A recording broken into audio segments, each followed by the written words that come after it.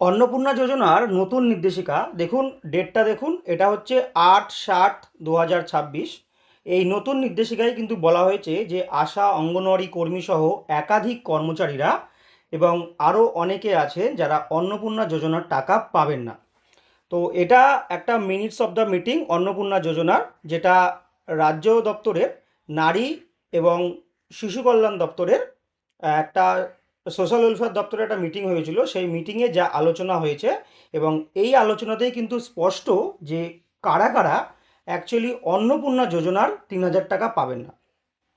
তো এটাই আমি আজকের ভিডিওতে আলোচনা করব এবং সম্পূর্ণ বিষয়টি আপনাদেরকে বুঝিয়ে দিচ্ছি। তো এইগুলো আমাদের অতটা দেখার বিষয় নয়, এগুলো মিটিংয়ে যারা উপস্থিত ছিলেন তাদের নামটাই লেখা আছে। তো এইখান থেকে আমরা শুরু করি। এরপরে দেখুন, এখানে এডিট অপশানের কথা বলা হয়েছে। আপনারা অনেক দিন ধরেই চাইছিলেন যে এডিট অপশান দেওয়া হোক, সেই এডিট অপশান কিন্তু দেওয়া হয়েছে। আপনাদের যার যা ভুল আছে আপনারা বিডিও অফিস বা গ্রাম পঞ্চায়েতের অফিসে গিয়ে সেই এডিটটা করে নিতে পারেন। এরপর এই জায়গাটায় আমাদেরকে দেখতে হবে, যেটা মেন পয়েন্ট, এডিট অপশানের পরে একটা যেটা মেন আলোচ্য বিষয়, এখানেই কিন্তু বলা হয়েছে যে অঙ্গনওয়াড়ি কর্মী, সহায়িকা বা আশাকর্মী বা সিভিক ভলেন্টিয়ার, প্যারা শিক্ষক প্রমুখ অন্নপূর্ণা যোজনার জন্য যোগ্য বলে বিবেচিত হবেন কিনা। তো জানানো হয়েছে যে যেহেতু তারা সরকারি ক্ষেত্রে নিযুক্ত এবং মাসিক ভিত্তিতে সাম্মানিক বা পারিশ্রমিক পাচ্ছেন, তাই পরবর্তী কোনো নির্দেশ না আসা পর্যন্ত তাদের আবেদন সম্ভবত অনুমোদিত হবে না। এরপর পরের পয়েন্টটা দেখুন, এই যে পয়েন্টটা আমি আপনাদেরকে মার্ক করে দেখাচ্ছি, এখানে কিন্তু সেই কথাটা বলা হয়েছে, সরকারি কর্মচারী, পেনশনভোগী বা আয়কর দাতাদের পরিবারের সদস্যদের এই প্রকল্পের আওতায় বিবেচনা করা হবে কিনা তা নিয়েও কিন্তু প্রশ্ন উঠেছিল। কারণ বিজ্ঞপ্তিতে পরিবারের সদস্যদের বিষয়ে কোনো উল্লেখ নেই, এটা আপনারা সবাই জানেন। এ বিষয়ে জানানো হয়েছে যে আপাতত এই ধরনের পরিবারের আবেদনকারীদের অনুমোদিত তালিকায় অন্তর্ভুক্ত করা হবে না।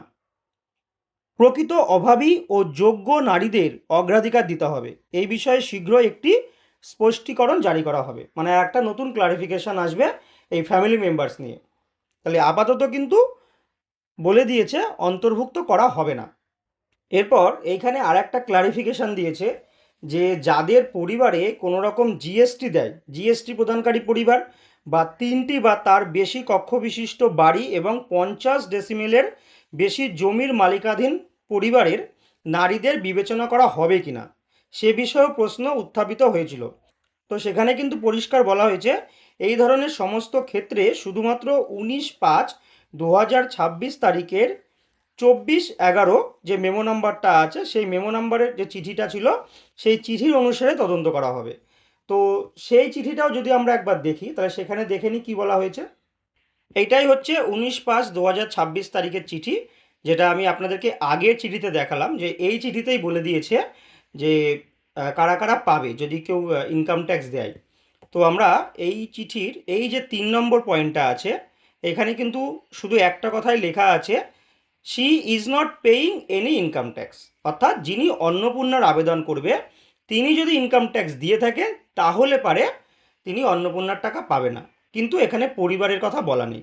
এবার তার স্বামী যদি ইনকাম ট্যাক্স দেয় তাহলে পারে কিন্তু সে অন্নপূর্ণার টাকা পাবে, যেটা এই অর্ডারে বলা আছে। তাহলে এই অর্ডারটা থেকে আমরা যেটা জানতে পারলাম যে বর্তমানে কিন্তু আমাদের যার যা ভুল আছে আমরা সেটা এডিট করে সংশোধন করতে পারি। এছাড়াও অ্যাকচুয়ালি কারা কারা পাবে না, আশা অঙ্গনওয়াড়ি কর্মী বা সিভিক ভলেন্টিয়ার, প্যারা টিচার, আরও যাদের কথা বলা হয়েছে চিঠিতে। তো আজকে কিন্তু ক্লিয়ার হলো মোটামুটি যে এনারা পাবেন না।